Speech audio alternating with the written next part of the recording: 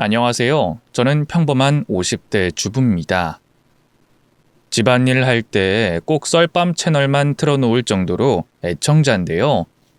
늘 구독자로서 사연을 듣기만 했는데 오늘은 특별히 제 시댁 이야기를 좀 해볼까 합니다. 사실 그동안 어디 가서 털어놓지도 못하고 많이 답답했거든요. 고부 갈등같이 흔한 일이었다면 친구들에게라도 속 시원하게 털어놨을 텐데 그러기엔 너무 끔찍한 사건이라서 말이죠. 아무렴 사람이 죽어나갔으니까요. 남편은 이 일로 큰 충격을 받아 한동안 정신과 치료까지 받아야 했답니다. 대체 무슨 사연인지 궁금하시죠? 글솜씨는 없지만 최선을 다해 차근차근 풀어나가 볼게요. 저는 처녀 시절 친구 소개로 지금의 남편을 만나 결혼까지 했는데요. 남편은 주위에서 다들 시집 잘 갔다 할 정도로 뭐 하나 빠지는 게 없는 사람이었어요. 가정적이고 아이들과 잘 놀아주는 건 기본이고요. 명문대 나와서 똑똑하고 대기업에서 일하고 있어 돈도 잘 벌어요. 또 얼굴도 호감상에 키도 크고 늘씬하죠. 결혼식 때 시어머니가 영숙이 너는 정말 복 받은 거야.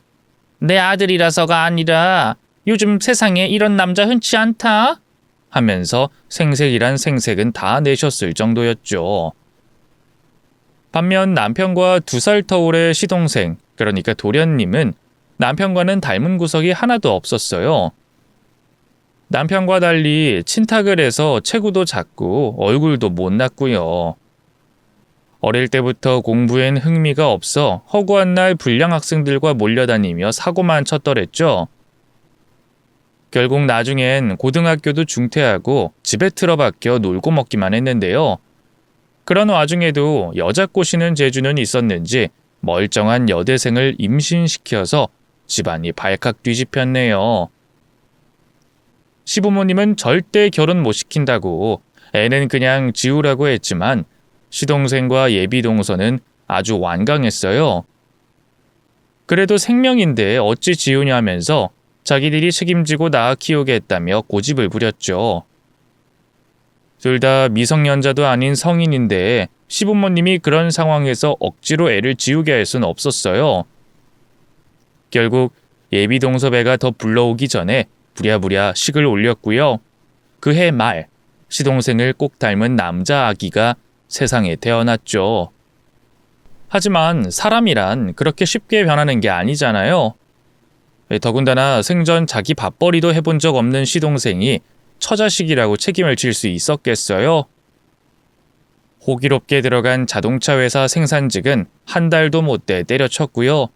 그 뒤로도 치킨집 배달, 카센터, 핸드폰 대리점 영업 등 여러 직업을 전전했지만 3개월을 넘긴 적은 한 번도 없었네요. 동서도 다른 쪽으로 철이 없긴 마찬가지였어요. 못다한 대학 공부가 한이 됐는지 애는 나 몰라라 내팽개치고 다시 학업을 이어가겠다고 고집을 부렸죠. 결국 시동생네 가족의 생계를 책임지는 건 고스란히 함께 살고 있던 시부모님의 몫이 됐어요. 시어머니는 팔자에도 없던 황혼 육아로 모진 고생을 하셨고요. 시아버지 역시 예정돼 있던 은퇴를 미루시고 10년을 더 일하셨네요. 그런 시부모님이 안쓰러워 저도 나름 자주 찾아뵙고 살림이라도 거들고자 노력했고요. 남편도 어떻게든 시동생이 정신을 차렸으면 하는 마음에 여러 번 쓴소리를 했네요. 그나마 시동생이 가족 중에 형인 남편을 제일 무서워했거든요.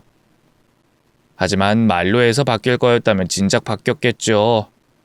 시동생은 남편 앞에서만 내내 순종하는 척 할 뿐 뒤돌아서면 또 도박이다 술이다 사고치기 바빴고요. 책임지겠다 큰 소리 쳤던 자기 자식에겐 관심도 없었어요. 그나마 다행인 건 동서가 무사히 간호대를 졸업하고 병원에 취직했다는 것 정도일까요? 그래도 시동생과 달리 제법 성취 욕구가 있던 사람이라 그런지 힘들다 하면서도 계속 일하더라고요. 그래서 내심 동서라도 제 밥벌이는 해서 다행이다 싶었는데요. 이 망할 놈의 시동생은 미안해하지는 못할 망정 오히려 그런 동서에게 자격지심을 느꼈나 봐요. 한동안 동서가 자기를 무시하네 어쩌네 하며 우는 소리라더니 갑자기 어디서 헛바람이 들었는지 사업을 하겠다 하더군요. 글쎄 그걸 시아버지 생신날 온 식구들이 다 모인 자리에서 말하더라고요. 모두 황당해 아무 말도 못하고 있는데 제일 먼저 정신을 차린 남편이 입을 열었죠. 생전 사업이라곤 해본 적도 없는 놈이 갑자기 무슨 사업이야? 누구나 다 처음은 있는 거잖아. 빌 게이츠는 뭐 날 때부터 사업가였어? 아니 빌 게이츠랑 너랑 같아? 일반 회사도 한 달을 못 다니는 놈이 무슨 사업을 한다고. 남편의 무시하는 듯한 말에 화가 난 걸까요? 시동생이 왈칵 언성을 높였어요. 거기서 회사 다니는 얘기가 왜 나와? 애초에 난 그런 틀에 박힌 대한민국 기업 시스템에 환멸이 난 사람이라고. 그러니까 내가 직접 회사를 차리려는 거 아니야. 미국이나 유럽같이 완전 깨어있는 회사를 만들 거야. 뭐 생각해둔 사업 아이템은 있고? 당연하지. 그래서 말인데 아버지 저 좀 도와주세요. 네? 시동생은 그때까지 잠자코 있던 시아버지에게 고개를 돌렸어요. 그리고 사업 자금을 좀 보태달라고 읍소하기 시작했죠. 제가 언제 아버지한테 이렇게까지 뭐 하고 싶다고 간절하게 부탁해 본 적 있어요? 없잖아요. 네? 제발 저 한 번만 믿고 도와주세요. 사업 자금이 뭐 얼마나 필요한데? 사무실 내고 뭐하고 하면 초기 비용만 1억 5천 정도 들 것 같아요. 뭐? 1억 5천? 뭐 1억 5천이 무슨 남의 집 개 이름이야? 그렇게 큰 돈은 무리다. 아니 뭐가 무리예요. 아버지 그 돌아가신 할아버지한테 땅이랑 건물이랑 뭐 이것저것 물려받으셨잖아요. 그동안 일하면서 모은 돈으로 부동산 투자도 하셨고요. 건물 하나만 뭐 작은 상가 건물 하나만 팔아서 저 주세요. 유산 미리 땡겨 주신다 생각하면 되잖아요. 네? 시동생은 마치 7살 아이처럼 마구잡이로 떼를 썼어요. 보다 못한 시어머니가 여보, 상철이가 저렇게 뭘 해보고 싶다 나선 게 처음이잖아요. 우리가 돈이 없는 것도 아니고 이번 한 번만 도와줘요. 네? 하면서 시아버지를 설득했죠. 남편은 애먼돈 땅에 버리는 짓이라며 끝까지 반대했고요. 그러자 시동생은 물론 동서까지 저희 부부를 원망스럽게 쏘아봤네요. 아니 아주버님도 참 너무하신 거 아니에요? 본인 돈 달라는 것도 아닌데 아버님이 왜 우리 그이 투자금 대주는 것까지 나서서 뭐라고 하시는 거예요? 실패할지 성공할지는 모르는 거잖아요. 왜요? 저희가 아주버님네보다 성공해서 더 떵떵거리며 살 것 같으니까 질투나세요? 뭐요? 재수씨, 지금 그걸 말이라고 합니까?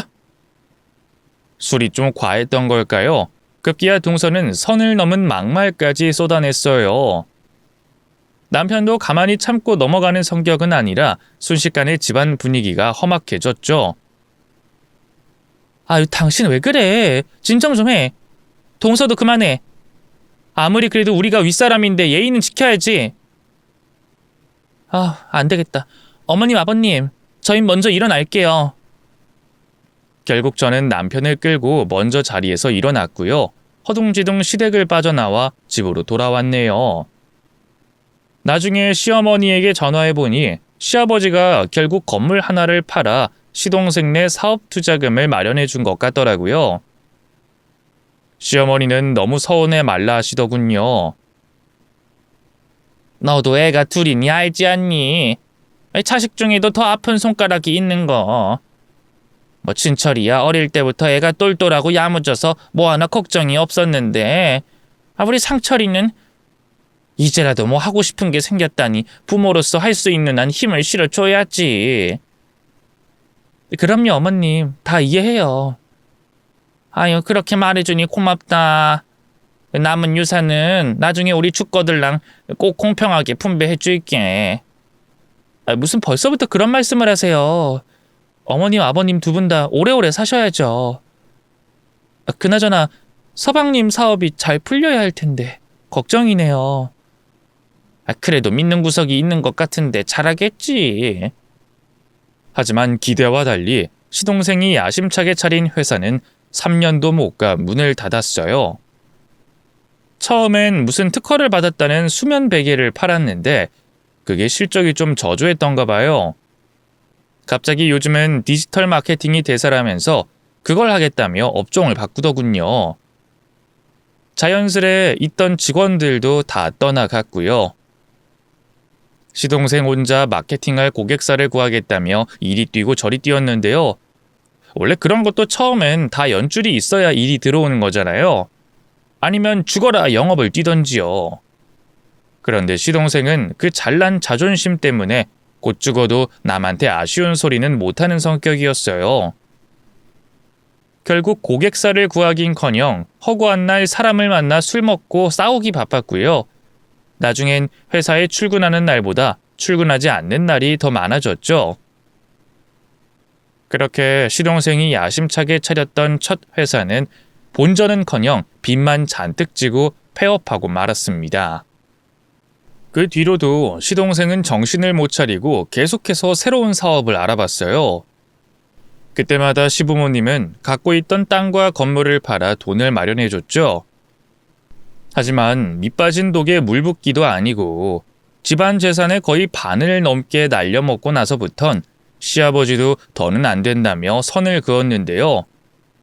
그러자 시동생은 어떻게 자기한테 이럴 수 있냐며 난리를 쳤죠. 왜 못 도와준다는 건데? 난 자식도 아니야? 맨날 형이 뭐 한다고 하면 발벗고 지지해줬으면서 왜 나는 모른 척하는 건데? 왜?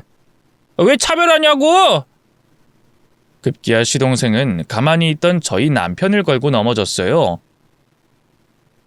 늘 시동생 편이던 시어머니마저 기가 막혔는지 입을 떡 벌리더군요. 상철아, 우리가 언제 너랑 형을 차별했니? 너희 아버지랑 나는 너희 둘 다 똑같이 차별 없이 잘 키웠다고 자부한다. 오히려 행여라도 네가 잘난 형 때문에 상처받을까봐 너한테 더 잘해줬으면 잘해줬지. 근데 어떻게 차별이란 말을 입에 올릴 수 있니? 거짓말하지 마. 어릴 때부터 형만 여행 보내주고 대학 보내주고 나중엔 미국 유학까지 보내줬잖아. 여행은 너희 형이 어릴 때부터 용돈 한 푼 두 푼 모아서 배낭여행 간 거잖아. 또 대학이랑 유학은 너도 갈 수 있는 능력 됐으면 진작에 보내줬지. 근데 그 기회 뻥 차버리고 고등학교도 그만둬버린 건 너야. 난 못났으니까 대학도 유학도 못 간 거다? 형은 잘났으니까 팍팍 밀어준 거고? 아유, 정말 말이 안 통하네. 몰라. 얼른 돈 줘. 나도 돈 달라고. 형 대학 보내주고 유학 보내준 그 돈 나도 똑같이 줘야 할 거 아니야. 네가 사업한답시고 날려먹은 돈이 그것보다 훨씬 커. 그건 왜 생각을 못해? 어쨌든 이번엔 너희 아버지도 나도 절대 돈 못 주니까 또 생떼 부릴 생각 말거라. 시부모님의 완강한 태도에 시동생은 단단히 불이 났어요. 그 나이에 시위라도 하듯 집을 나가 한동안 돌아오지 않았죠. 못난 둘째 아들 때문에 많이 힘들었던 걸까요? 늘 정정했던 시아버지가 그쯤 뇌출혈로 갑작스럽게 쓰러지셨어요.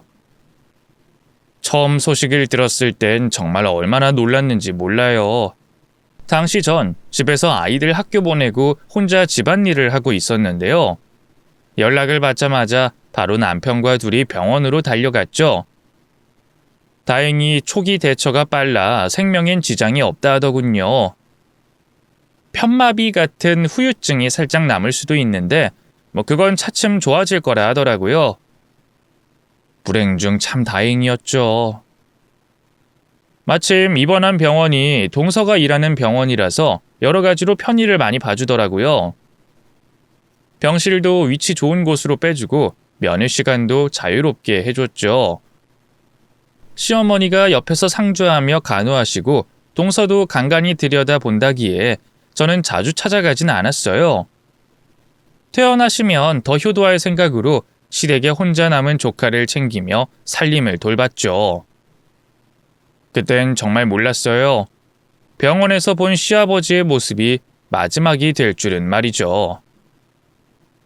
시아버지는 말 그대로 갑작스럽게 세상을 떠나셨어요.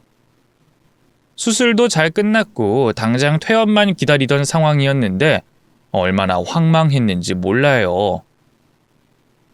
병원 측에서도 갑자기 심정지가 온 이유를 알 수 없다 하더군요. 다만 평소 워낙 술, 담배를 좋아하셔서 종종 의료진 눈을 피해 술도 사드시고 담배도 핀 모양이에요. 그것 때문에 상태가 갑작스레 나빠질 수는 있다고 하더군요.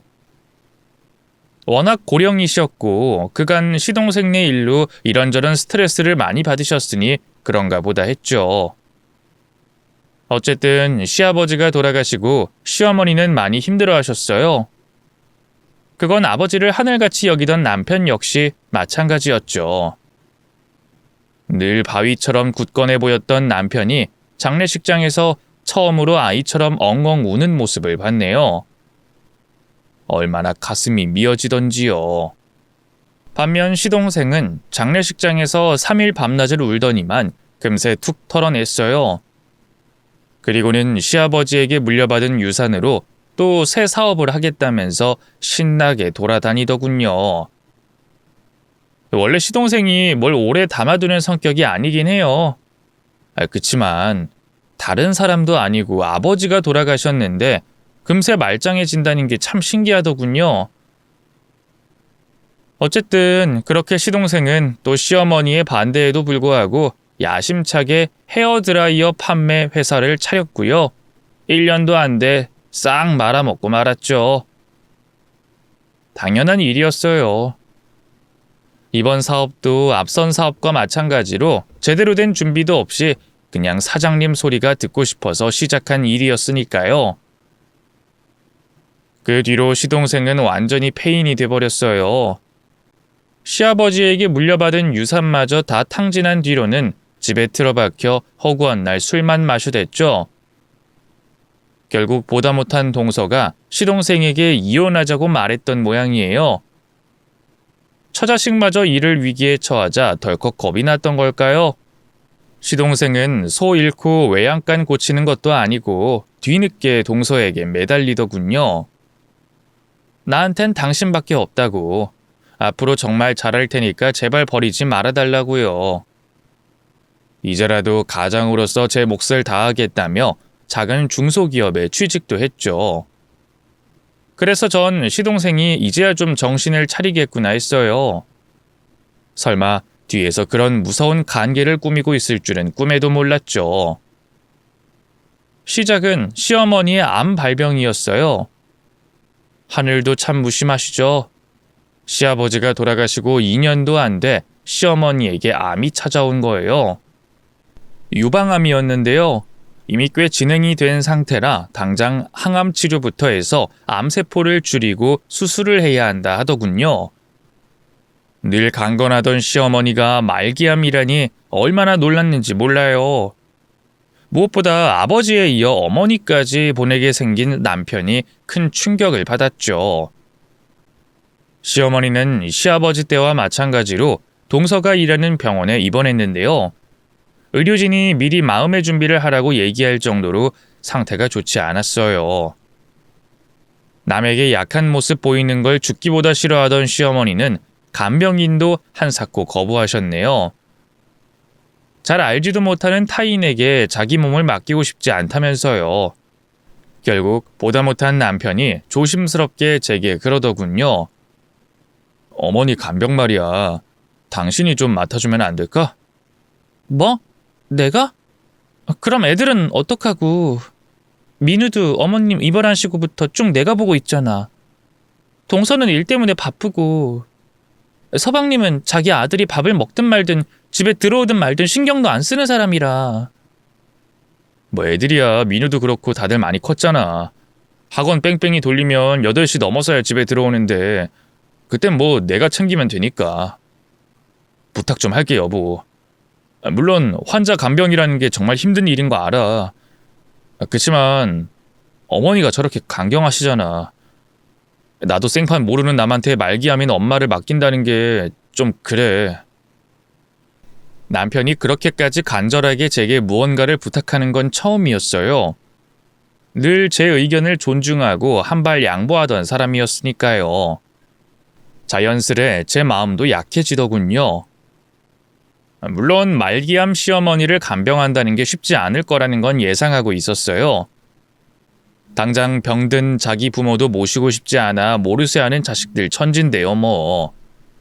하지만 남편이 울어서 퉁퉁 부은 눈으로 힘겹게 말을 꺼내는데 거기다 대고 차마 싫다고 할 수가 없더군요. 그 어떤 고난과 힘듦도 함께 헤쳐나가야 진정한 부부 아니겠어요? 그래서 남편의 손을 꼭 잡고 차분하게 입을 열었네요. 알겠어. 그럼 어머님 간병은 내가 도맡아서 할게. 그게 뭐라고 이렇게 심각하게 얘기를 꺼내. 우리가 남도 아니고. 어머님은 당연히 내 친정 엄마나 마찬가지인데. 미안해 여보. 안 그래도 늘 민우까지 자기 자식처럼 챙기느라 당신 고생 많이 하는데. 됐어. 미안하다는 말은 하지 마. 반대 상황이었으면 당신도 아마 똑같이 했을 거야. 고마워. 정말 고마워. 남편은 또다시 제 앞에서 아이처럼 엉엉 울었어요. 나이가 들수록 남성 호르몬이 줄어든다더니 그래서일까요? 아니면 아버지에 이어 어머니마저 잃을지도 모른다는 불안감 때문일까요? 그쯤에 남편은 유독 많이 울었던 것 같아요.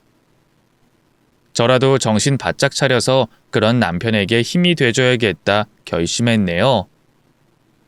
며칠 뒤 시어머니 입원 날짜에 맞춰 저도 같이 병원으로 향했어요.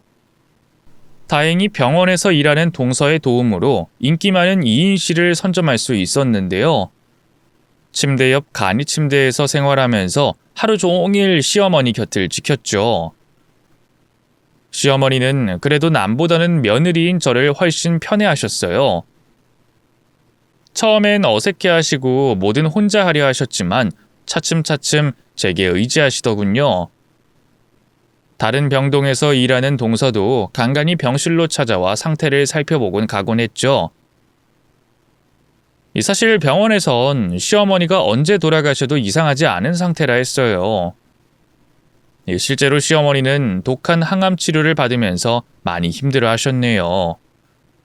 차라리 죽고 싶다며 가슴을 쥐어뜯기도 하셨고요. 그런 시어머니가 안쓰러워 저도 참 남몰래 많이 울었네요. 그래도 하늘이 마냥 무심하진 않은가 보더라고요. 시간이 흐를수록 시어머니의 상태는 차츰 호전돼 갔어요. 항암 치료에 쓴 약물이 잘 맞았는지 암세포도 빠른 속도로 줄어들었죠. 담당 의사 말로는 이 상태라면 바로 수술에도 들어갈 수 있을 것 같다고 하더군요. 가슴은 절제해야겠지만 예후는 나쁘지 않을 것 같다고 하더라고요. 정말 어찌나 기쁘던지요. 바로 남편과 시동생에게 전화해 이 소식을 알렸네요. 남편은 당연히 뛸 듯이 기뻐했고요. 시동생은 좀 얼떨떨한 목소리로 아, 그래요? 그럼 당장 돌아가시진 않겠네요. 하고 대답하고는 말더군요. 뭐예요, 서방님? 어머님 상태가 호전됐다는데 기쁘지 않으세요? 물론 기쁘죠. 그냥 좀 얼떨떨해서요. 실감이 잘 안 나요. 이 말기암이라 오늘 내일 한다고 해서 마음의 준비하고 있었는데. 뭐 그럴 수도 있죠. 어쨌든 어머님 수술 잘 끝나면 곧 퇴원할 수 있다니까 어머님 방이라도 좀 미리 치워놔 주세요. 정 힘들면 사람 부르시고요. 퇴원하셔도 한동안은 방사선 치료 때문에 계속 왔다 갔다 해야 하니까 집에서라도 좀 편하게 쉴 수 있게요. 부탁 좀 드릴게요. 아셨죠?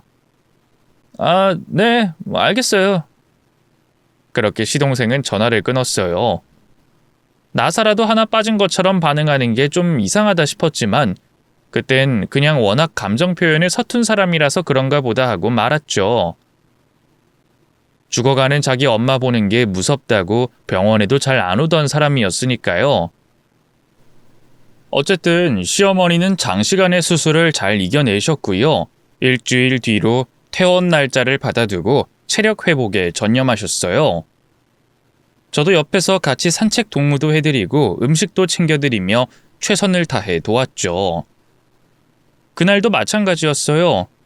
평소처럼 시어머니 저녁을 챙겨드리고 함께 옥상 정원을 걷다가 병실로 돌아왔죠. 시어머니는 피곤하셨는지 바로 골아 떨어지셨고요. 저도 간이 침대에 누워 잠을 청했는데요. 제가 잠기가 워낙 밝아서 작은 소리만 들려도 바로 깨거든요. 그래서 평소엔 귀마개를 착용하는데 그날따라 귀마개 하는 걸 깜빡하고 잠들었지 뭐예요. 그래서 어느 순간 복도에서 들려오는 낯선 소음에 덜컥 잠에서 깨고 말았죠. 끼익끼익 하는 정체모를 섬찟한 쇳소리였어요. 시계를 보니 자정이 막 지난 시간이었는데요. 소리는 잠잠해지긴커녕 점차 커지더군요. 이대로는 안 되겠다 싶어 나가서 확인해 보려던 바로 그때였어요.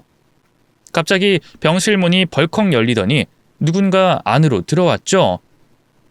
놀란 저는 반사적으로 창가에 처진 커튼 뒤로 몸을 숨겼네요. 도대체 왜 그랬는진 모르겠어요. 지금 생각해보면 위험을 감지한 어떤 동물적인 감각이 아니었을까 싶어요. 어쨌든 병실로 갑작스럽게 침입한 낯선 이는 천천히 창가 쪽으로 다가왔어요. 바로 시어머니와 제가 있는 쪽이었죠. 그때마다 끼익끼익하는 쇳소리가 점점 커져갔는데요. 자세히 보니 웬 작은 트레이 같은 걸 끌고 있더라고요. 아, 왜 이쪽으로 오는 거야, 무섭게. 잔뜩 겁을 먹고 있던 것도 잠시, 희미한 달빛 아래 마침내 침입자의 얼굴이 드러난 순간 저는 안심하고 말았어요. 침입자의 정체는 다름 아닌 동서였거든요. 아무래도 야간 순찰을 돌다가 시어머니를 보러 온 것 같더라고요. 미리 말 좀 하고 오지. 사람 놀라게.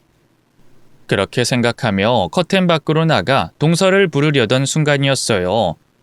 갑자기 주변을 휙휙 둘러보던 동서가 갑자기 트레이에 있던 약통 중 하나를 꺼내 주삿바늘에 꽂는 게 아니겠어요?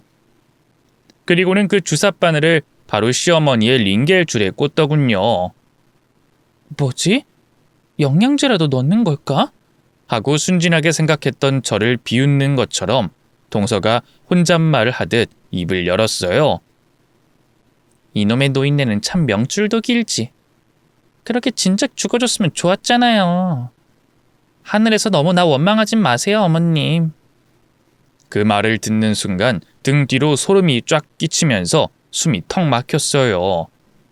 그제야 동서가 시어머니에게 위험한 약물을 주사하고 있다는 걸 본능적으로 깨달았네요. 그때 시어머니를 보는 동서의 눈빛은 간호사도 며느리도 아니었거든요. 살인자의 눈빛이었죠. 당장이라도 비명을 지르고 싶은 걸 꾹 참고 더듬더듬 주머니에서 핸드폰을 꺼냈어요. 뭐라도 증거를 남겨놔야 한다는 생각이 들었던 것 같아요. 아이들이 예전에 제 핸드폰을 쓴답시고 가져가서 카메라 무음 어플을 깔아준 적이 있는데요. 그 덕에 조용히 동영상 버튼을 누를 수 있었네요. 카메라 너머로 시어머니 링겔에 정체 모를 약물을 넣고 있는 동서가 어찌나 무섭던지. 커튼 뒤에서 달달 떨면서 어찌할 바를 모른 채 숨만 죽였네요. 그리고 어느 정도 녹화가 됐다고 생각하자마자 바로 핸드폰을 주머니에 집어넣고요. 그대로 커튼 밖으로 뛰쳐나갔어요. 사실 맘 같아선 계속 숨어있고 싶었는데요. 시간을 끌었다가는 시어머니가 어떻게 될지 몰라 겁이 나더라고요. 동서, 지금 대체 뭐 하는 거야? 갑작스럽게 튀어나온 저를 보고 동서는 기절할 것처럼 놀랐어요. 형님, 아니, 언제부터 계셨던 거예요? 지금 그게 중요한 게 아니고 대체 뭘 하고 있는 거냐고 묻잖아. 동서는 당황하던 것도 잠시 이내 뻔뻔한 표정으로 입을 열었어요. 뭘 하긴요. 밤에 환자들 상태 살피다가 갑자기 어머님 생각나서. 요즘 수술 부위 통증 때문에 아파하신다기에 진통제 좀 더 넣어드리려고 온 거예요. 그걸 담당 의사 결정도 없이 동서 마음대로 해도 돼? 네, 이 정도는 간호사인 제가 단독으로 할 수 있어요. 그리고 다른 사람도 아니고 저희 어머님인데요, 뭐. 아무렴 제가 이상한 걸 넣었을까 봐요? 그래? 그럼 뭘 넣었는지 우리 어머님 담당 간호사랑 의사 선생님한테 확인하면 되겠지. 여기서 딱 기다려. 저는 동서를 두고 그대로 병실 밖으로 나가려고 했어요. 그런데 이게 웬걸. 갑자기 동서가 뒤에서 달려들어 제 머리채를 확 부여잡더군요. 어찌나 힘이 무시무시한지 저는 별다른 반항도 못 해보고 그대로 무릎이 꺾이고 말았어요. 동서! 이게 지금 뭐 하는 거야? 이거 안 놔? 놓긴 뭘 놔? 이게 형님 해주면서 존댓말 써주니까 지가 정말 상전인 줄 아는 거야. 뭐야? 옛날부터 지는 잘난 거 하나 없으면서 남편 하나 잘 만났다시고 거들먹거리는 게 아주 꼴 같지도 않았어. 동서 왜 이래 정말? 미치기라도 한 거야? 미쳐? 그래, 나 미쳤다 왜. 너 옛날부터 마음에 안 들었어.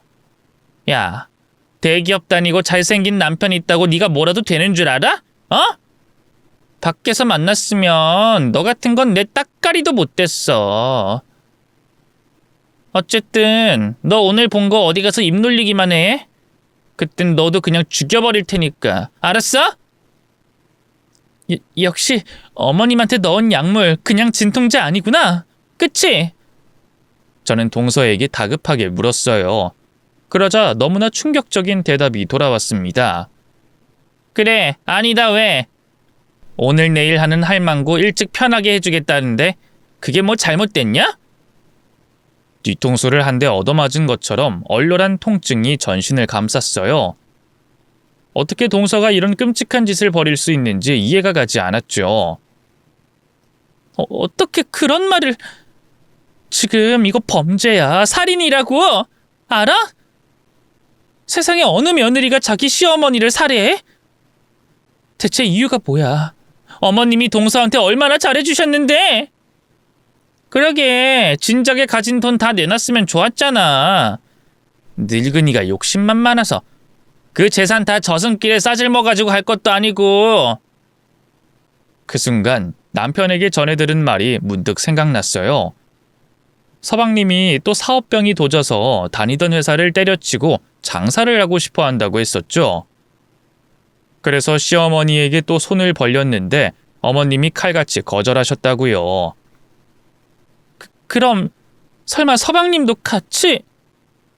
못생긴 게 머리 하나는 빨리 돌아가네. 이 망할 할망구가 가진 재산 다 너랑 네 남편 물려준다는 말만 안 했어도 우리도 이렇게까지는 안 했어.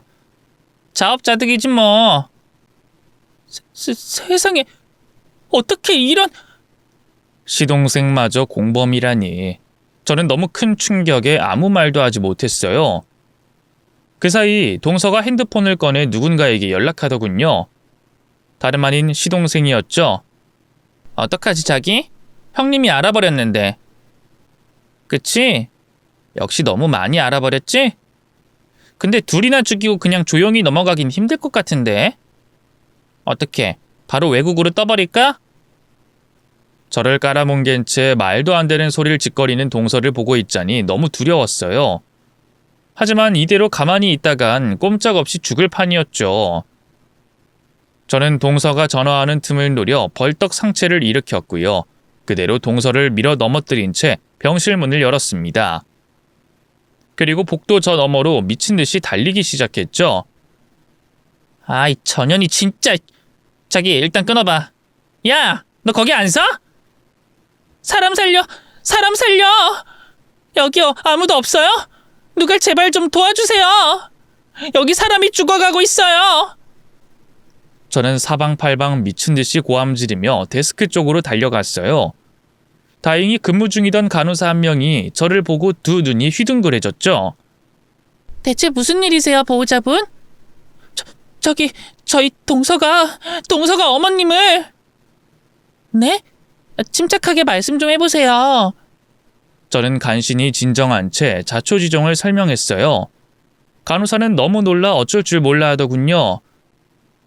그러니까 지금 이향심 간호사가 환자분한테 이상한 약물을 주사했다는 건가요? 네, 빨리 저희 어머님 상태 좀 봐주세요. 얼른요. 제 뒤를 쫓던 동서는 어느새 사라지고 없었어요. 아마 제가 간호사를 만난 시점에서 이미 글렀다고 느끼고 도망친 거겠죠. 간호사는 부랴부랴 의료진을 호출해 시어머니 병실로 달려갔고요. 저도 그 뒤를 쫓았네요. 그리고 의료진이 시어머니 상태를 살피는 사이에 바로 경찰에 신고하고 남편에게도 이 사실을 알렸죠. 잠에 취해 비몽사몽하던 남편은 제 울음기 섞인 목소리에 바로 병원으로 달려와 줬고요. 제가 찍은 영상을 보자마자 기함하며 당장 동서를 찾아 죽여버리겠다고 난리를 쳤네요. 불행 중 다행히 시어머니는 무사했어요. 의사 말로는 동서가 프로포폴 등의 마취제와 소염 진통제를 치사량 이상으로 잔뜩 집어넣은 것 같다고 하더군요. 아예 작정하고 죽이려고 한 거였죠. 경찰이 출동했을 때 이미 동서는 병원을 빠져나간 뒤였어요. 뒤늦게 경찰과 시댁으로 달려가 봤지만 시동생과 진작에 짐을 싸 주랭랑을 쳐버린 상태더군요. 하나뿐인 아들은 저희 집에서 저희 아이들과 같이 자고 있었는데 그냥 쏠랑 버리고 갔더라고요.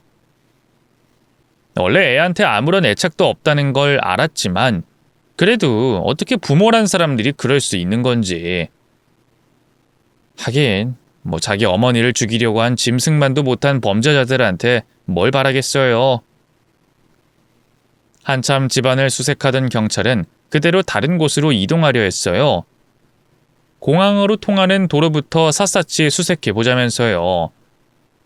설마 이대로 그 년놈들을 놓치는 건가 불안해하던 것도 잠시 문득 이상하다는 생각이 들더군요. 경찰이 출동하자마자 바로 달려온 건데 동서와 시동생이 그 짧은 시간에 짐까지 챙겨 완벽하게 종적을 감췄다는 게 너무 이상하더라고요. 평소 서방님이 얼마나 굼뜬 사람인지 알았기 때문에 더더욱요. 그 순간 시댁 지하에 있던 작은 창고가 생각나더군요. 주방 뒤편에 있는 작은 문과 연결된 곳인데요. 출입구가 워낙 잘 안 보여서 외지인들은 잘 모르거든요. 그래서 경찰분들에게 지하 창고도 찾아보셨냐고 물어봤죠. 안 찾아봤다 하대요. 바로 경찰들과 함께 지하실로 내려갔어요. 그리고 불을 켜자마자 지하실 구석에 쪼그리고 있던 시동생과 동서를 발견했죠. 너 이 새끼! 남편은 시동생을 보자마자 미쳐서 말릴 틈도 없이 튀어나갔어요. 그리고 바로 시동생이 멱살을 틀어잡고 위로 들어올렸죠. 이 짐승만도 못한 새끼! 감히 자기를 낳아준 어머니를 죽이려고 해? 네가 그러고도 인간이야? 어? 남편은 시동생에게 닥치는 대로 주먹을 휘둘렀어요. 남편보다 체구가 훨씬 작고 힘도 없는 시동생은 그저 종이 인형처럼 얻어맞기만 했죠. 보다 못한 경찰들이 다가와 진정하라며 남편을 말렸네요. 그 사이 동서는 억울하다면서 경찰들에게 항변하기 시작했어요. 아니 우리가 뭘 어쨌다고 이 시간에 남의 집까지 쳐들어오신 거예요? 경찰이면 이래도 돼요? 이거 가택 침입죄라는 건 알아요? 그 뻔뻔한 말을 듣고 있자니 정말 기가 막히더군요. 동서, 조금 전에 병원에서 어머님 링겔에 약물 넣는 걸 내가 똑똑히 봤는데 어떻게 그런 말을 해? 미친 거야? 제 말에 동서는 당황하던 것도 잠시 이내 뻔뻔하게 대거리를 했어요. 말씀드렸잖아요. 그건 그냥 진통제라고. 이래서 의학에 대해선 아무것도 모르는 무지랭이들은 상대하고 싶지 않다니까. 뭐? 무지랭이? 그 약물이 그냥 진통제가 아니라는 거 이미 의사가 다 확인해 줬거든? 이제 동서랑 서방님은 감옥 갈 일만 남은 거라고. 알았어? 제 말에 동서와 시동생의 얼굴이 하얗게 질렸어요. 특히 동서는 조금 전까지 잘난 체 하던 게 거짓말이었던 것처럼 갑자기 털썩 무릎을 꿇더군요. 전 아무것도 안 했어요. 그냥 그이가 시킨 대로 한 것밖에. 정말이에요, 형님. 제발 저 좀 살려주세요. 네? 형님도 제가 이이랑 통화하는 거 다 들으셨잖아요. 그이가 다 시킨 거라고요. 그러자 남편에게 얻어맞고 곤죽이 되어 있던 시동생이 펄쩍 뛰더군요. 당신 지금 혼자라도 살겠다고 날 파는 거야? 어떻게 당신이 그럴 수가 있어? 애초에 우리 엄마 유산 받아서 멀리 해외에 나가 살자고 한 건 당신이잖아. 내가 언제? 어허이, 잡아떼는 것 좀 보소. 따지고 보면 당신 죄가 더 커. 난 그냥 공범일 뿐이지. 엄마 링겔에 약 넣은 건 당신이잖아. 당신이 안 시켰으면 나도 안 했다니까? 그렇게 둘이 네가 잘했네 내가 잘했네 다투는 꼴을 보고 있자니 기가 막혔어요. 경찰도 한심하게 쳐다보다 두 사람 손에 수갑을 채우더군요. 두 분 그만 싸우시고요. 자세한 얘긴 경찰서 가서 듣겠습니다. 잠깐만요. 저는 아무 잘못 없어요. 우리 엄마 죽이자고 한 건 제가 아니라 이 여자라고요. 네. 그러니까 서에 가서 얘기하자고요. 그렇게 시동생과 동서는 요란하게 경찰에게 연행돼 갔어요. 남편과 저도 참고인 격으로 함께 따라갔죠. 그날은 정말 어떻게 시간이 흘러갔는지도 모르겠어요. 경찰 수사 결과는 충격적이었죠. 시동생은 역시나 시어머니의 재산을 노리고 동서와 공모한 거였어요. 시어머니가 더는 경제적 지원을 못하겠다고 선을 긋자 앙심을 품었다고 하더군요. 그런 와중에 때마침 시어머니가 말기암에 걸렸다기에 금방 죽을 줄 알고 사채를 잔뜩 끌어다 새 사업 준비도 시작했다더군요. 근데 시어머니의 병세가 차츰 호전되자 어마어마한 사채 빚이 부담돼 죽일 결심을 한 거였어요. 아무리 그래도 그렇지 어떻게 자식이 자기를 10달 내내 품고 있다 낳아준 어미를 죽이겠다 결심할 수 있는지 그 인면수심의 범죄가 참으로 끔찍했습니다. 그런데 충격적인 사실은 거기서 끝이 아니었어요. 수사 과정에서 시동생과 동서의 여죄가 드러난 건데요. 아들의 살인은 놀랍게도 처음이 아니었어요. 바로 시아버지도 시어머니가 당했던 것과 비슷한 방식으로 돌아가신 거였죠. 그땐 이번처럼 티나게 약물 주사를 한 건 아니었고요. 동서가 몰래 시아버지가 잠든 틈을 타 다량의 니코틴을 투여했다고 하더군요. 시아버지가 평소 술, 담배를 워낙 좋아하셔서 발각돼도 걸리지 않을 거라 생각한 모양이더라고요. 실제로 그 방법이 통했고요. 설마 같은 병원에서 일하는 며느리가 시아버지를 죽일 거라고 누가 의심을 했겠어요? 어쩐지 병세가 차츰 호전되고 있던 분이 갑자기 세상을 떠나신 게 이상하다 했더니만 동서는 시아버지가 입원해 있는 동안 굳이 야간 근무를 자청하면서 기회를 노려 살해한 거였어요. 그리고 시아버지가 돌아가시면서 상당량의 유산을 물려받았죠. 물론 그 유산은 사업이다 뭐다 해서 몇 년도 안 돼 탕진하고 말았지만요. 그럼 그때라도 정신을 차렸어야지. 얼마 남지도 않은 시어머니의 재산마저 탐내다니. 참 이 돈이란 게 뭔지 인간이란 게 뭔지 너무나 혐오스럽더군요. 게다가 짐승마도 못한 두 년놈은 반성하긴커녕 저희 부부와 시어머니에게 선처를 호소했어요. 특히 시동생은 첫 재판이 끝나자마자 저희 시어머니에게 제발 탄원서를 써달라며 울고불고 매달렸죠. 엄마, 내가 진짜 엄마를 죽이려고 그랬던 거겠어? 난 이 사람이 그런 짓 하는 줄도 몰랐어. 진짜야. 안 그래도 시어머니가 알면 충격받으실까봐 저희가 자세한 얘긴 피했거든요. 근데 시동생은 뭐가 잘났다고 자기가 먼저 미주알 고주알 동서가 한 짓을 시어머니에게 다 말해버렸더라고요. 동서는 동서대로 다 시동생이 시켜서 한 일이라면서 항변했고요. 결국 시어머니는 충격에 한동안 몸져 누우셨고요. 어느 정도 기력이 회복되고 난 뒤에야 간신히 재판에 참여할 수 있었죠. 그걸 아는지 모르는지 시동생은 그저 자기 살려달라는 애원하기에만 급급했네요. 엄마, 제발. 오늘 나온 징역대로라면 나 거의 늙어 죽을 때까지 감옥에서 썩어야 해. 그게 말이 돼? 난 진짜 아무것도 몰랐는데 너무 억울해. 지금 그 말을 나더러 믿으라는 거냐? 네가 문자 메시지로 이렇게 해라 저렇게 해라 지시한 게 다 나와 있는데 어떻게 지 아버지까지 죽이고 그렇게 뻔뻔하게 나랑 한 집에서. 그러자 시동생은 바로 작전을 바꿨어요. 안 했다고 잡아뗄 땐 언제고 바로 혈연을 들먹이더군요. 아니, 돈이 너무 급해서 그랬어. 그러게 엄마가 진작에 돈만 순순히 내놨어도 이런 일은 없었잖아. 이게 다 엄마 때문이야. 엄마 때문이라고.